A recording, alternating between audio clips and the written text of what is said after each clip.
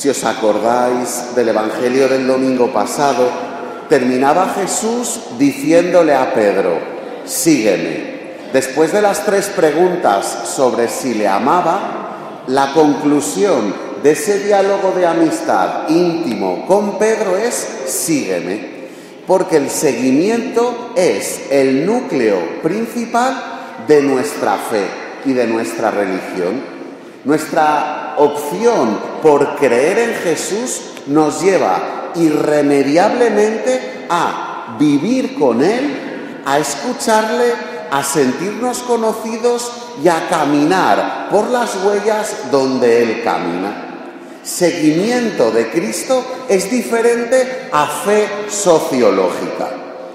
Durante mucho tiempo, el ser cristiano o el ser católico o el ser creyente tenía más que ver con el dónde nacías, tu ambiente familiar, la fe mayoritaria en tu país, la sociología, lo que normalmente la gente vive, y tú te adherías.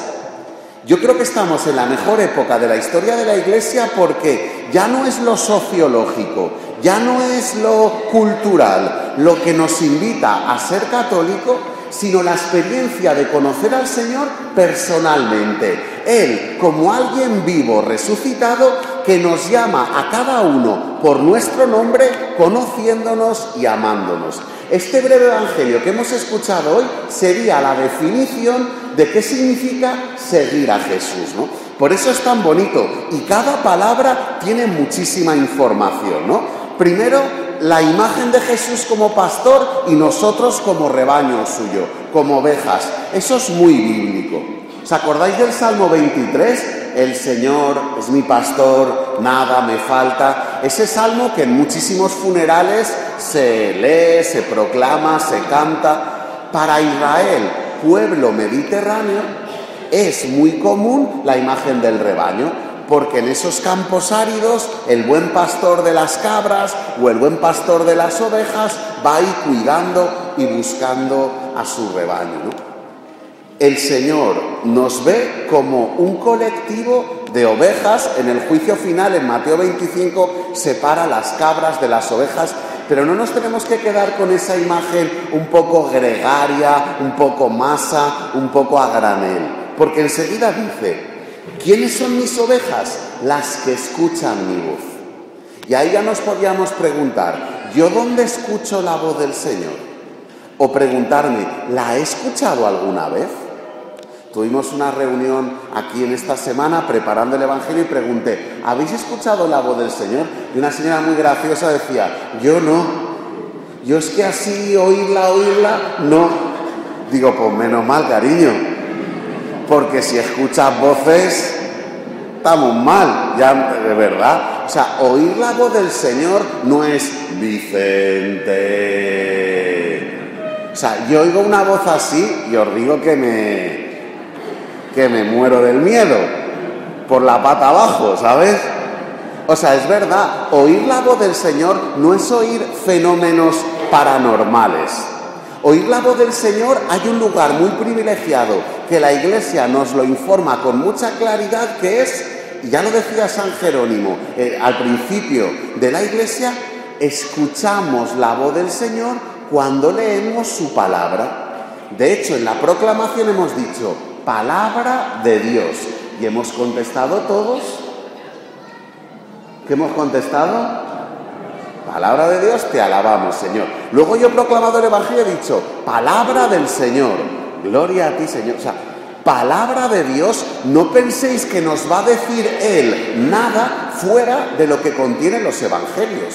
Su forma de hablar a nuestro mundo es a través de canales muy comprensibles. El Evangelio, las cartas de San Pablo, el Antiguo Testamento y todo lo que luego los cristianos y cristianas a lo largo de la historia nos han ido explicando de esa palabra. ¿Dónde más se escucha la voz del Señor?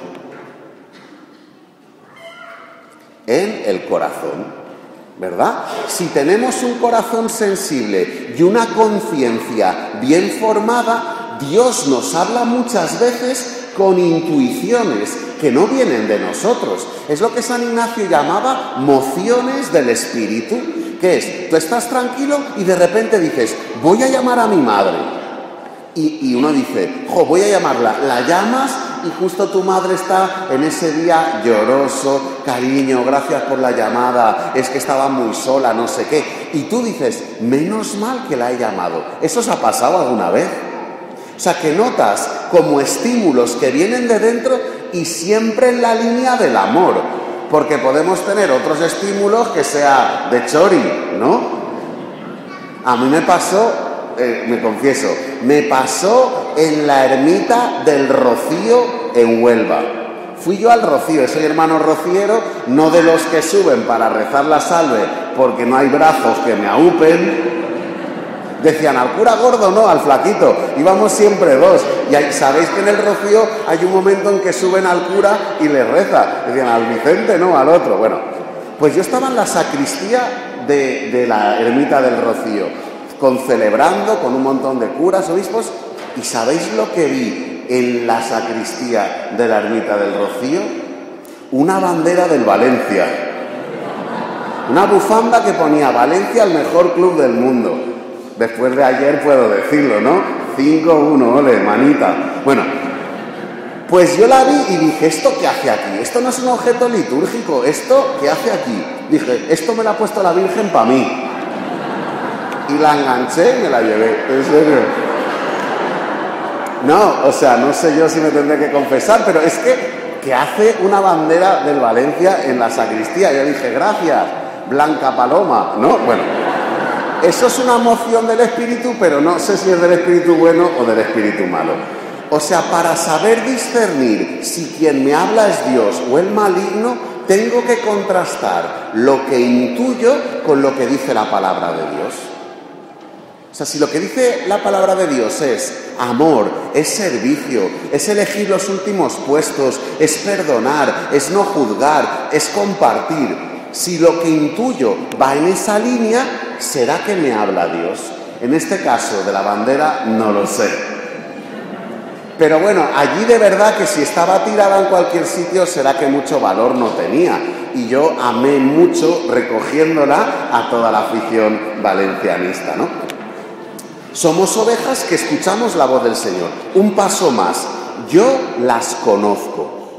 A mí eso me impresiona, porque que Jesús llame a Pedro después de sus 3 negaciones, que Jesús diga sígueme a Pedro después de usar la violencia y cortar la oreja de Malco, que Jesús siga amando a Pedro cuando él huía de Roma, cuando yo era papa, me impresiona, porque no ama al hombre capaz, sino que a base de amor capacita al que llama. Y me gusta mucho porque lo mismo ocurre con todos nosotros. Él nos conoce, no la apariencia hacia afuera, sino que Él conoce lo que se nos ocurre, lo que nos pasa por la cabeza, nuestros deseos. ¿No os da miedo que con estos avances de la técnica haya un inventor que ponga en imagen lo que tenemos en la cabeza? ¿No os daría vergüenza que los demás viéramos en la pantalla lo que se nos ocurre a veces? Diría, no, esto bórralo, ¿no? Porque se nos va la olla mucho. Bueno, pues es muy chulo porque Dios sí que ve eso. Y Dios sí que oye nuestros sentimientos y nuestros rencores y nuestros deseos. Y a pesar de todo eso, nos continúa llamando. Para mí es una declaración de amor tremenda. Nos conoces y nos amas. Y ellas me siguen. ¿Cuál es nuestra respuesta al recibir tanto amor? La gratitud. Dice el Salmo, ¿cómo te puedo pagar todo el bien que me has hecho? La religión católica es una respuesta agradecida al amor que recibimos primero. No es un camino de sacrificio, no es un camino de ganarnos y conquistarnos el cielo, no es hacer méritos, no es cumplir unas órdenes. Todo eso no es cristianismo. Es responder con un corazón tremendamente agradecido al que nos ha amado mucho primero. Le seguimos por gratitud y Él nos da la vida eterna. ¿Qué significa eso? Que cualquier cosa cotidiana que vivimos la podemos llenar de eternidad cuando ponemos el ingrediente del amor. Dice San Pablo en la carta a los Corintios, el amor no pasa jamás. Si yo cualquier cosa cotidiana la lleno de amor, eso ya es vida eterna. Es vida eterna mi levantarme cada mañana y vivir con responsabilidad mi trabajo. Es vida eterna amar a la gente que tengo cerca. Es vida eterna ir al hospital a visitar al enfermo. Es vida eterna perdonarme mis propios errores. Es vida eterna todo. Porque el Señor lo inunda todo con su amor. Es vida eterna ir a trabajar. Es vida eterna el ocio. Es vida eterna cada vez que estamos con Él. Alégrate, María, porque el Señor está contigo. Es vida eterna la alegría que nos viene de la resurrección. No pereceremos para siempre y nadie nos la arrebatará de mi mano. Acordaros cuando también en San Pablo, en la carta a los Romanos, dice: ¿quién nos podrá separar del amor de Dios? La muerte, la tribulación, la angustia, nada ni nadie nos podrá separar del amor de Dios. Es lo mismo, de la mano del Señor nadie nos va a quitar, no nos pueden arrebatar, no nos pueden secuestrar, ¿no? Mi Padre, que me ha dado a estos amigos, a estos discípulos, supera a todos y nadie puede arrebatarlas de mi mano. Ojalá que nos anclemos en esta experiencia de fe, de confianza, de total seguridad, de que aunque haya muchas dificultades y mucha dureza en la vida, ¿no? Esta semana ha sido difícil, el atentado de Boston, el accidente en la fábrica esta de los nutrientes de la tierra, luego también policía, la Pantoja saliendo ahí del juzgado, la pobre, estirándole de los pelos. O sea, yo he visto esta semana mucha irracionalidad. ¿No lo notáis que estamos un poco alterados? También debe ser la primavera, que nos revoluciona a todos. Los asmáticos, que no podemos dormir, el calorcillo. Bueno, todo es el tiempo que nos toca vivir. Pero os aseguro que no es ni mejor ni peor que otras épocas. En otras épocas había otras dificultades. ¿Qué le pide el Señor a nuestra Iglesia? La respuesta consciente de que tenemos que ser luz, tenemos que ser sal. Decía la Madre Teresa de Calcuta: no maldigas las tinieblas, enciende tú una luz. Pues ojalá que cada uno de nosotros en nuestros ambientes no nos quejemos de lo que nos toca vivir, sino que encendamos una luz, que pongamos esperanza y pongamos cordura en medio de tanta locura.